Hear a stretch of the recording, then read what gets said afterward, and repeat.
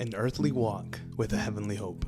Ephesians chapter 4 verses 1 through 4 say, "Therefore, I, a prisoner for serving the Lord, beg you to lead a life worthy of your calling, for you have been called by God. Always be humble and gentle. Be patient with each other, making allowance for each other's faults because of your love. Make every effort to keep yourselves unified in the Spirit, binding yourselves together with peace, for there is one body and one Spirit, just as you have been called to one glorious hope for the future." My dear brothers and sisters, you and I have been called. We've been handpicked by God Himself to be ambassadors of Him to the rest of the nations. 2 Corinthians chapter 5 verse 20 says, "So we are Christ's ambassadors. God is making His appeal through us.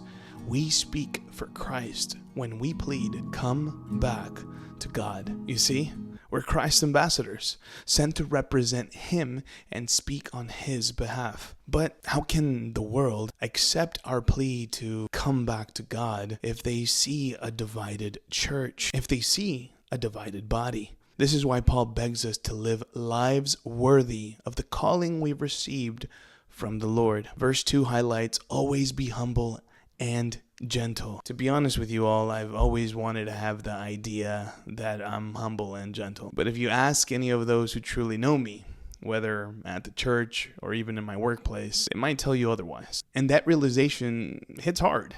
Though recognizing this and facing it through the lens and the power of God's word is a step in the right direction. For example, just last night, my wife said something to me in a tone that my flesh didn't take too well to. And instead of being like a silent lamb being led to the slaughter, I was more like a roaring lion. Why do you say? Well, because my pride was wounded. And instead of being humble and gentle, well, it was a lot easier for me to react. And again, I'm sharing this with you all because lashing out is easy, reacting is easy, getting even is easy.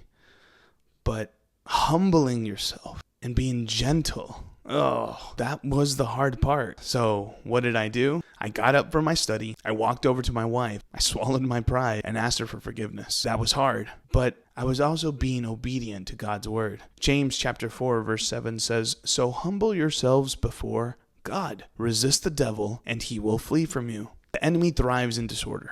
Why? Because where there is disorder, there is chaos. And where there is chaos, there cannot be peace. Verse 3 goes on to say, "Make every effort to keep yourselves united in the Spirit, binding yourselves together with peace." I had to correct the disorder to restore the peace in my home. Was it easy?